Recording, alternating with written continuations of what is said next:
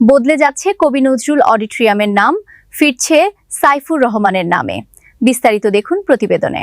আবার বদলে যাচ্ছে সিলেটের রিকাবিবাজার এলাকার কবি নজরুল অডিটোরিয়ামের নাম। সরকারি এই মিলনায়তনটির নাম আবার ফিরছে সাবেক অর্থমন্ত্রী প্রয়াত এম সাইফুর রহমানের নামে। সিলেট সফরে এসে এই মিলনায়তন পরিদর্শনে গিয়ে এমনটি জানান স্থানীয় সরকার, পল্লী উন্নয়ন ও সমবায় মন্ত্রী মীর শাহে আলম। দীর্ঘদিন ধরে জরাজীর্ণ হয়ে পড়া এই অডিটোরিয়াম সংস্কারের উদ্যোগ নিয়েছে সরকার। ইতোমধ্যে অডিটোরিয়াম সংস্কারের ২ কোটি টাকা বরাদ্দ দেওয়া হয়েছে। এ তথ্য জানিয়ে স্থানীয় সরকার প্রতিমন্ত্রী বলেন, আমরা এম সাইফুর রহমান অডিটোরিয়াম নামেই অর্থ বরাদ্দ দেব। এই নামটি সামনে বড় করে লিখতে হবে যাতে মানুষের চোখে পড়ে। এতে যদি কিছু টাকা বেশি খরচ হয় তাতেও সমস্যা নেই।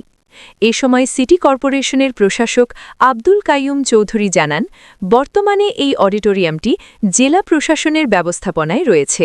এতে ঠিকমতো তদারকি হচ্ছে না, তাই এটি সিটি কর্পোরেশনের আওতায় নিয়ে আসা প্রয়োজন। এতে সম্মতি প্রদান করেন প্রতিমন্ত্রী। প্রসঙ্গত, শুরুতে এই মিলনায়তনের নাম ছিল সিলেট অডিটোরিয়াম।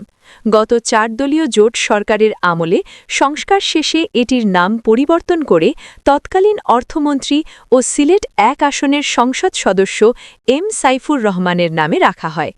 গত আওয়ামী লীগ সরকারের আমলে সাইফুর রহমানের নাম পাল্টে রাখা হয় কবি নজরুল অডিটোরিয়াম।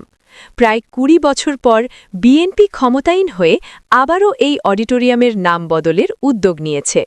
আবার ফিরছে সাইফুর রহমানের নামে।